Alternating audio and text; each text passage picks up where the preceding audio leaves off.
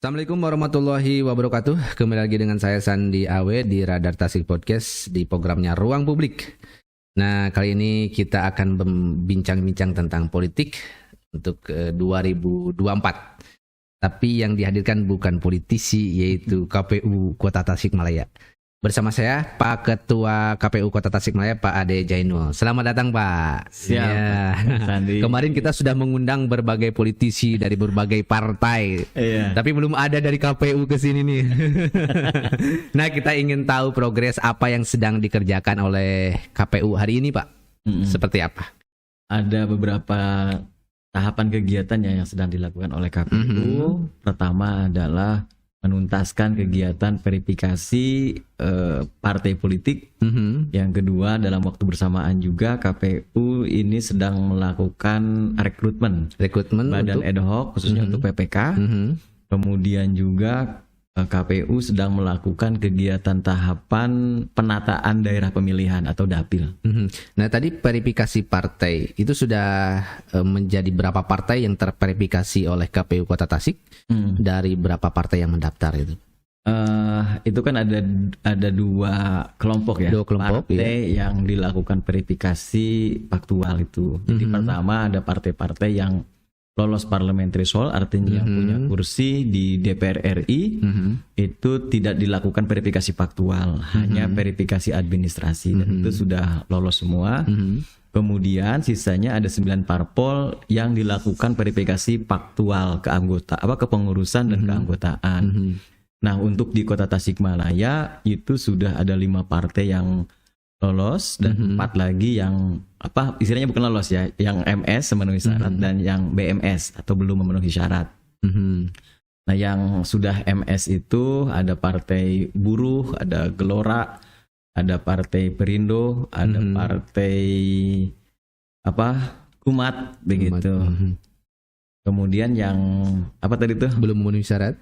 Yang belum memenuhi syaratnya itu ada Partai Garuda, ada Partai PKN, ada Hanura, dan ada Partai PSI. Oh, berarti ini yang 4, Hanura, PKN, Garuda, dan PSI, iya, itu belum memenuhi syarat? Belum memenuhi syarat, karena kemarin itu ketika diverifikasi faktual, itu ada sampel yang memang masih kurang begitu.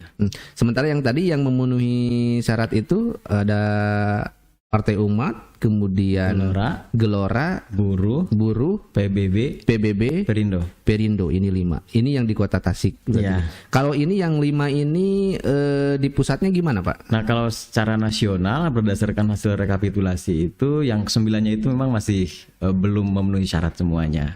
Tapi itu nanti ada waktu mulai dari tanggal 24 ya, kalau tidak salah 24 November ini sampai tanggal 7 Desember nanti akan dilakukan verifikasi faktual. Mungkin di satu daerah atau di suatu provinsi itu mereka memenuhi syarat semua, mungkin bisa jadi di beberapa ada di satu atau lebih dari provinsi mungkin ada yang belum memenuhi, sehingga kemudian ada istilahnya itu verifikasi faktual perbaikan.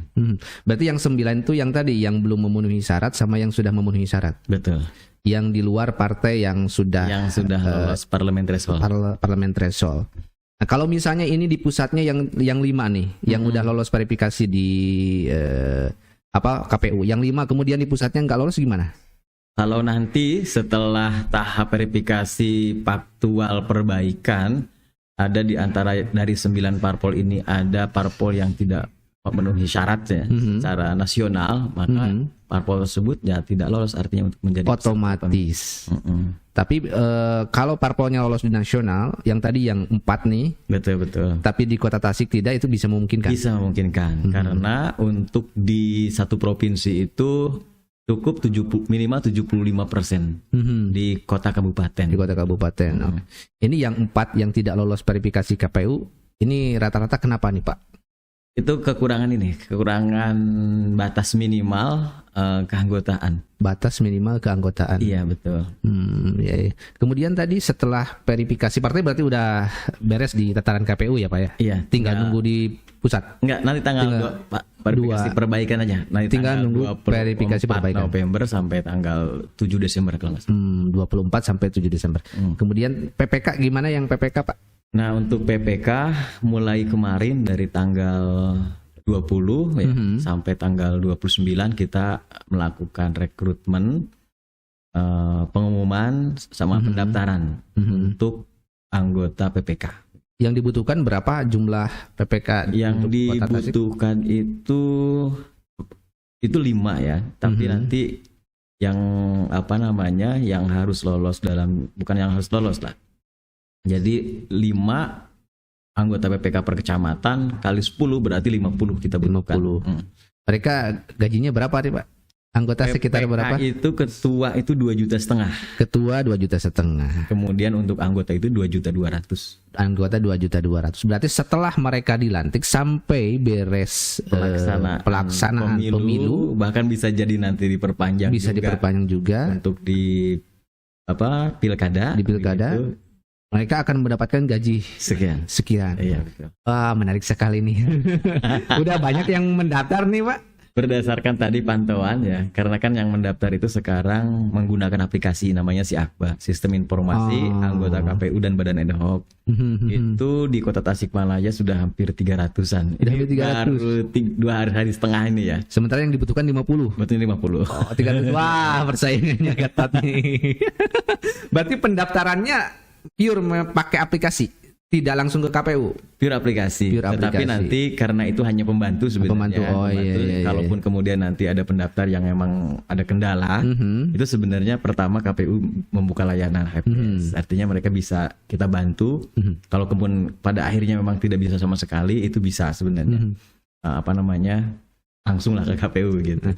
Batasan usia Pak ada nggak PPK? Batasan usia minimal 17 tahun. Minimal 17 tahun. Maksimal? Maksimal tidak ada batasan. Tidak ada. Tidak ada batasan. Bebas berarti. Bebas.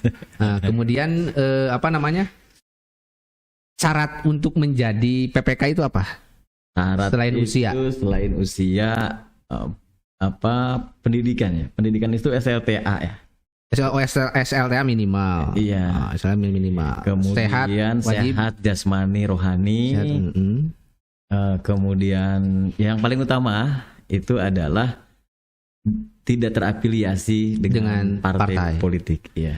Bagaimana untuk mendeteksi itu Pak KPU? KPU punya aplikasi KPU punya SIPOL tuh, Sistem Informasi Partai Politik. Artinya database keanggotaan partai politik itu sebenarnya ada di KPU. Nah, dengan nanti cek NIK istilahnya itu ya, cek NIK keanggotaan partai. Nah, tinggal memasukkan saja NIK dari yang bersangkutan itu nanti tinggal klik itu muncul apakah yang bersangkutan terdaftar sebagai anggota partai atau tidak. Jadi bisa terdeteksi. Iya. Gak bisa nipu ya. Insya Allah mungkin ya. Kan selalu ada nih Pak, selalu ada setiap tahunnya selalu ada persoalan ini. Itu kan PPK ini anggota partai ini, anggota partai ini. Iya, betul. Makanya nanti ada surat pernyataan juga ya. Surat pernyataan bahwa yang bersangkutan itu dia data materai ya. Materai bahwa yang bersangkutan itu adalah bukan keanggotaan partai politik. Namun walaupun demikian nanti kita cek juga di dalam SIPOL apakah yang bersangkutan itu ada atau tidak begitu. Nah, kalau ternyata ada begitu, nanti kita klarifikasi ke yang bersangkutan. Begitu apakah benar atau tidak begitu kan. Nah, gitu. Jangan dicatut gitu. Nah, kalau ternyata dicatut nanti ada mekanisme lagi, ada klarifikasi nanti ke partai berarti. Ke parpol begitu ya. Iya. Ini kalau misalnya penanganan KPU atau penanganan pemilu hari ini Pak, kan bisa belajar dari 2019 ya. Betul. Ketika COVID-19 semua PPK-nya, semua KPU-nya dan masyarakatnya juga dihadapkan dengan cara mencoblos yang berbeda itu kan. Ada pakai custom untuk penanggulangan COVID, pakai masker, kemudian caranya juga beda mencelupnya. Ini bagaimana sekarang? 2020 kali ya. Ya, 2020 ya betul. Covid-nya 2019. Itu iya. Nah, ketika pemilu 2019 ini sebenarnya kita belum terkena Covid. Jadi, seperti biasa begitu. Nah, cuma mungkin 2020 ketika pilkada itu di masa pandemi. Dan Kota Tasikmalaya ini tidak ikut pilkada sebenarnya.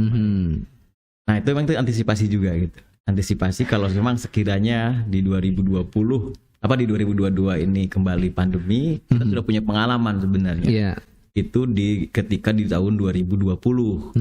Dan Indonesia ini termasuk negara yang cukup berhasil, sukses ya untuk melaksanakan pilkada ataupun pemilu. Ya pilkada waktu itu di masa pandemi. Ketika banyak negara yang lain justru ketika pandemi ini banyak yang mengundurkan jadwal pemilunya begitu. Nah Indonesia tidak begitu. Tapi alhamdulillah waktu itu partisipasinya tinggi dan kemudian juga bisa ditanggulangi dengan berbagai macam cara tadi. Nah untuk 2024 sepertinya begitu ya, sepertinya kondisi pandemi ini sudah landai lah jadi begitu. Jadi protokol kesehatan tetap itu akan dipatuhi begitu kan.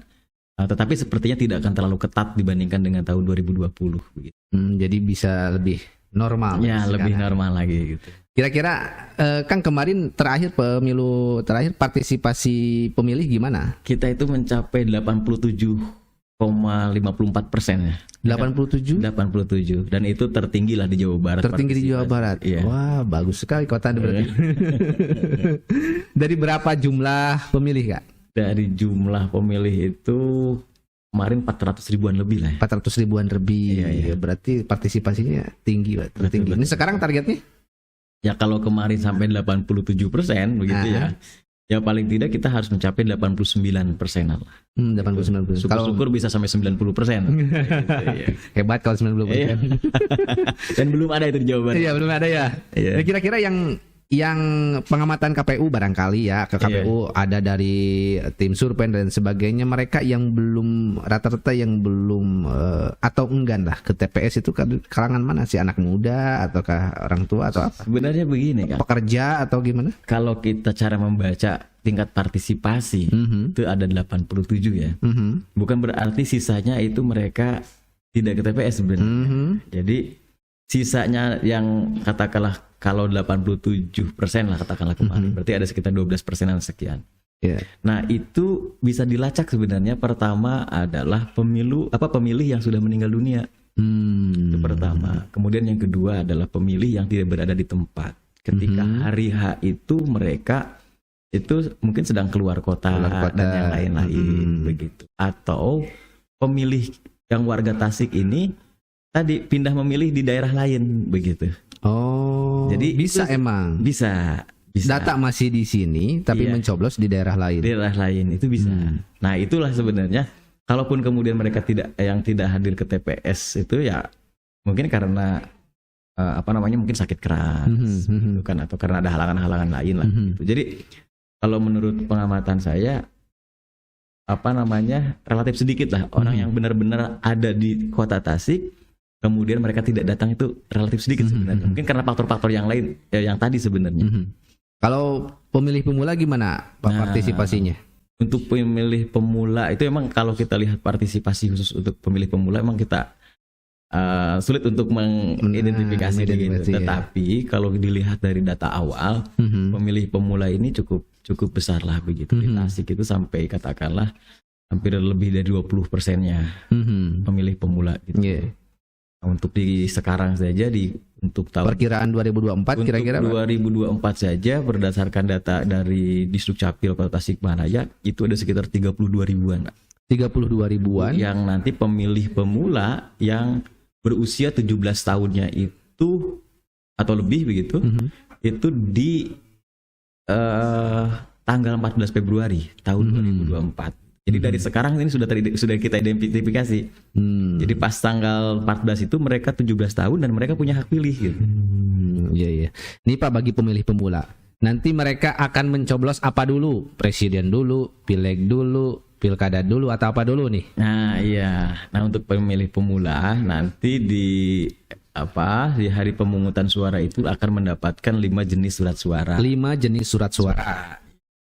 Pertama ada surat suara calon presiden dan wakil presiden. Pertama calon presiden dan wakil presiden. Kemudian ada DPR RI, DPD RI, DPRD provinsi, DPRD provinsi, dan DPRD kota. DPRD kota. Nah, cara kalau mencoblosnya itu mangga bebas. Mana yang sesuai dengan foto yang dikenal masing-masing gitu. Mangga saja gitu. Berarti itu satu TPS itu nanti nanti mereka itu bawa 5 surat suara. Akan dikasih 5 surat suara. Betul. Langsung dalam satu waktu dia ngambil 5 surat suara. Tidak bolak-balik misalnya. Tidak. Berbarengan. Coblos ini, coblos. Wah, berarti harus menghafal 5 tokoh ya minimal ya. Dari awal harus sudah mengenal. Bagaimana nih kira-kira Pak pemilih pemula untuk mengenali para calon, tips dari Ketua KPU? Nanti kan ada masa kampanye. Ada masa kampanye, waktunya 75 hari. 75 hari. Nah, waktu itulah yang nanti akan dimanfaatkan oleh para kandidat. Baik itu kandidat capres gitu kan, ataupun kemudian DPR RI, DPD, DPRD kota kabupaten ataupun DPRD provinsi. Nah, itu di waktu-waktu itulah sepertinya mereka akan memanfaatkan semaksimal mungkin untuk bisa memperkenalkan kepada pemilih begitu. Namun demikian pemilih juga tentunya Kang Sandi itu harus harus proaktif juga, mengenali siapa nanti yang akan mereka pilih begitu. Itu kan sekarang sudah banyak lah begitu, karena mereka juga ada beberapa saluran yang bisa digunakan untuk berkampanye, mengenalkan diri atau visi misinya, programnya kepada masyarakat. Ada kampanye melalui medsos dan yang lain-lain begitu. Jadi bisa sebenarnya secara proaktif, tinggal bagaimana kemudian kita mendorong kepada para pemilih pemula, karena sekarang sebenarnya mereka sudah melek IT lah, bisa mengawasi lah, bisa mengenal ya. Tinggal kita dorong saja sebenarnya kepada para pemilih pemula untuk lebih proaktif dalam mengenali calon-calon pemimpin yang pasti dipilihnya begitu. Nah, Pak, tadi kan partai udah, kemudian PPK, kemudian satu lagi Pak tadi yang sedang dikerjakan? Yang sedang dikerjakan oleh KPU saat ini juga adalah sedang melakukan kegiatan penataan dapil gitu kan. Gimana maksudnya penataan dapil Pak? Penataan dapil itu jadi ada tahapan untuk KPU kabupaten kota itu melakukan penataan dapil. Maksud penataan dapil itu begini. Pertama, terhadap dapil yang existing kan. Contoh sekarang itu ada 4 dapil ya. Terhadap dapil yang existing yang sekarang ada ini, silahkan itu dilakukan kegiatan evaluasi. Baik itu secara normatif, secara prinsip-prinsip, ada beberapa prinsip tuh Kang ya, dalam penataan dapil itu. Nah, apakah dapil yang sekarang yang 4 dapil existing itu pertama masih memenuhi syarat-syarat atau tidak, memenuhi prinsip-prinsip atau tidak begitu, dan juga kemudian tentu dampak gitu. Dampak bagi masyarakat yang dirasakan oleh masyarakat terhadap dari 4 dapil itu berdampak positif atau bagaimana, itu satu. Kemudian yang kedua, KPU juga itu harus membuat alternatif gitu Kang. Selain dapil yang existing, juga harus membuat alternatif dapil, minimal 2 konsep. Minimal 2 konsep. Kalau 4 dapil, kemudian apakah 5 dapil? 5 dapilnya juga tentu penggabungan antar kecamatannya, apakah kecamatan A dengan B, ataukah A dengan C, ataukah dan seterusnya begitu. Nah, setelah itu maka harus dikaji dari berbagai perspektif begitu. Baik itu dari akademisi, dari perspektif pemerintahan, dari perspektif ekonomi, dari perspektif sosial budaya dan macam-macam lah gitu kan. Nah, itu akan menjadi rancangan yang setelah itu nanti akan dipublikasikan kepada masyarakat untuk mendapatkan tanggapan, untuk mendapatkan masukan, untuk mendapatkan argumentasi dan yang lain-lain lah begitu. Nah, baru setelah itu nanti akan dilakukan uji publik gitu kan. Diuji publik tentunya bersama partai politik beserta instansi terkait lah, baik itu pemerintah, kemudian para camat, kemudian juga para lurah atau juga akademisi dan yang lain-lain begitu. Sehingga nanti dari 3 konsep dapil tersebut, dapil yang existing, kemudian 2 dapil alternatif, konsep alternatifnya. Nah, nanti setelah itu masing-masing kan bisa memberikan argumentasi.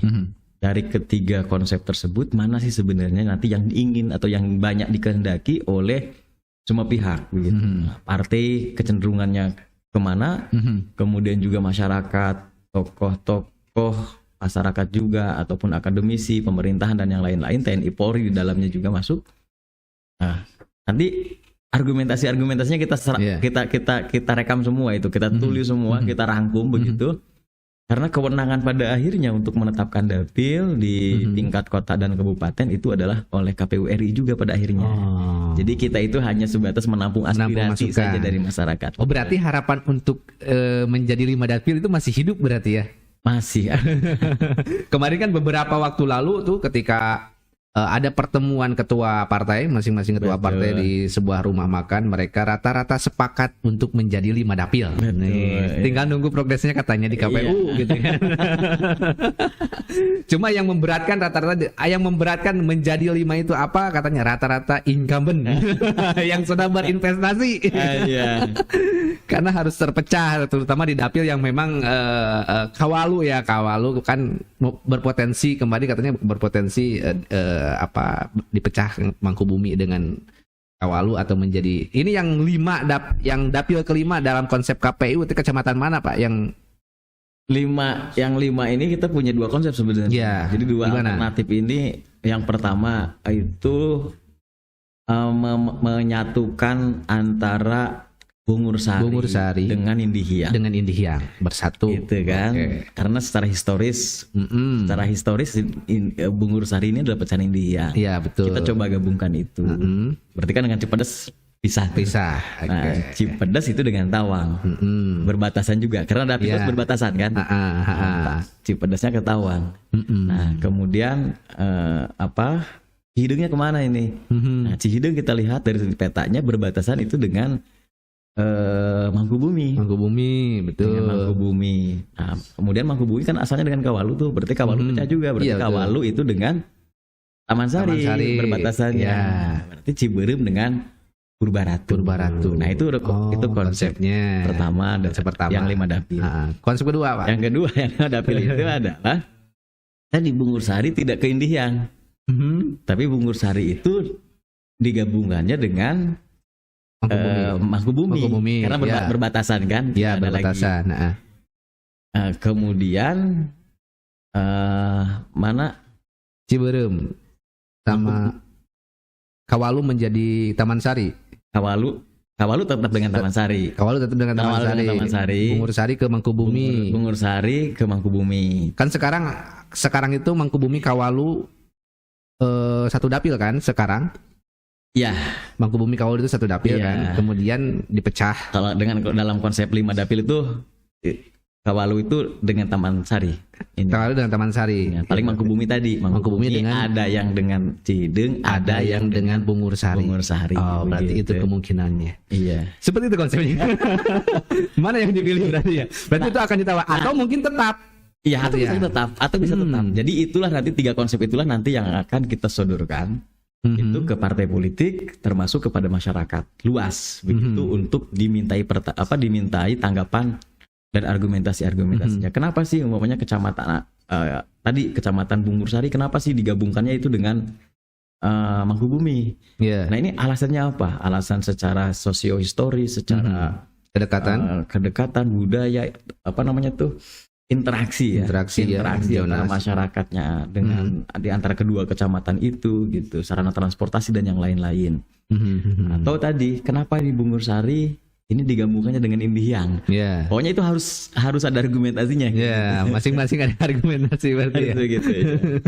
Berarti kalau misalnya yang konsep kedua mah lebih tidak mengubah banyak yang lain karena hanya Bungur Sari pindah ke Mangkubumi, merubah juga pada akhirnya. Pada akhirnya tetap berubah. Pada akhirnya berubah juga begitu kan. Jadi kan tetap saja akhirnya Purbaratu kan tetap dengan Ciberem berubah gitu. Bahkan tadi konsep yang pertama itu, yang 5 dapil yang pertama itu rubah semua. Termasuk yang Indihiyang. Nah, Indihiyang ini asalnya kan dengan Cipedes tuh. Nah, Indihiyang ketarik itu sama ke Bungur Sari. Kalau yang konsep yang kedua itu tadi hanya Mangkubumi sama Bungur Sari, Kawalu sama Taman Sari kan. Hanya memecahkan Kawalu dengan Mangkubumi kan. Yang konsep kedua kan. Nah, itu. Cuma biar adil harus semuanya berubah. Kata yang lain yang protes tuh. Pasti kan yang protes itu yang di dapil Mangkubi Kawalu. Yang lain kok nggak berubah gitu kan. Ayo pakai konsep yang kedua. yang apa namanya, yang Indihiyang itu kalau ditarik Indihiyang itu ke Bungursari itu berubah semua. Berubah semua. Ya, jadi kalau konsep yang Bungursarinya ditarik ke Mangkubumi, ya kemungkinan hanya dapil itu aja. Ada yang tidak berubah. Ada yang tidak berubah ya, gitu itu kan. Di dapil Indihiyang Cipedes. Indihiyang Cipedes. Oh iya. Berarti ini prosesnya sedang dalam kajian. Sekarang KPU. Baru kemarin kita FGD dengan para akademisi. FGD udah dilakukan. Nah, tinggal mungkin nanti kita akan dengan partai politik. Kalau hasil FGD sudah ada, Kang? Gimana menurut mereka? Atau masih dalam kajian? Kalau FGD itu kan lebih ke normatif sebenarnya. Normatif. Jadi lebih masukan dalam melakukan penataan dapil itu, ya pertama memang tadi lah harus transparan, harus akuntabel, harus melibatkan semua pihak, jangan kecenderungan kepada satu kelompok umpamanya begitu kan. Dan yang lain-lain lah itu kan saran rekomendasi dari rekan-rekan kita di akademisi begitu. Tidak belum ke arah apakah perubahan dapil atau 5 dapil, tidak ke arah sana, lebih kepada substansi saja sebenarnya. Berarti sekarang setelah FGD itu nanti akan dilempar kajiannya ke partai. Kita akan kajian dengan parpol lagi pendalaman. Pendalaman ketika sepakat semua maka ininya belum kan? Belum. Nanti diuji publik nanti. Uji publik itu nanti gabungan lah pendapat para parpol dengan semuanya, dengan baik pemerintahan kayak gitu kan, TNI, Polri, akademisi, termasuk parpol juga mungkin nanti ada pernyataan resminya begitu kan. Ada parpol itu pendapat resminya kita rangkum semua begitu. Ini bisa beres sebelum 2024 kan? Itu Desember harus sudah selesai. Desember sekarang harus beres. Sudah selesai ya. Nanti setelah itu nanti kita akan presentasikan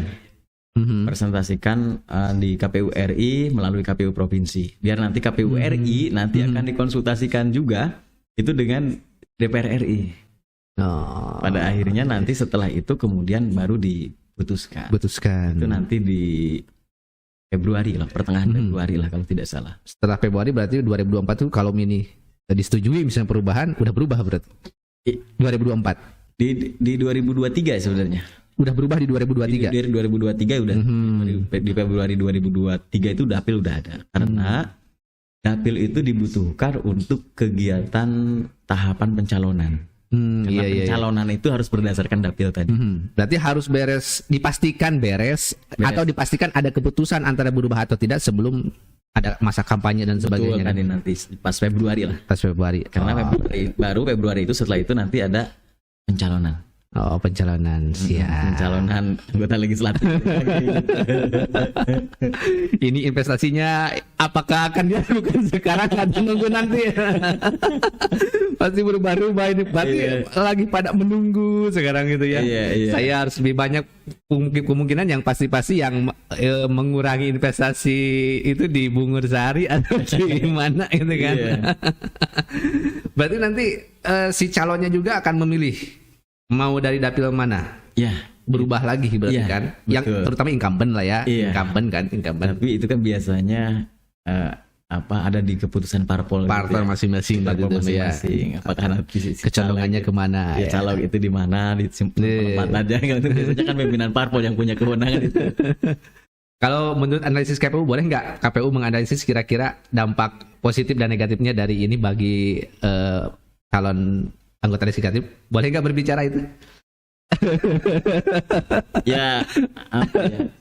Mungkin bagi positifnya bagi teman-teman yang ada yang sekarang mau nyalain lagi adalah ya dimanapun lah itu ya, di kecamatan manapun umpamanya, kalau memang yang bersangkutan itu siap begitu, saya yakin mereka semuanya siap begitu. Siap. Saya yakin rekan-rekan kita yang di legislatif yang mau nyalon lagi begitu dengan kondisi bagaimanapun, saya yakin mereka pasti ready lah. Pasti ready.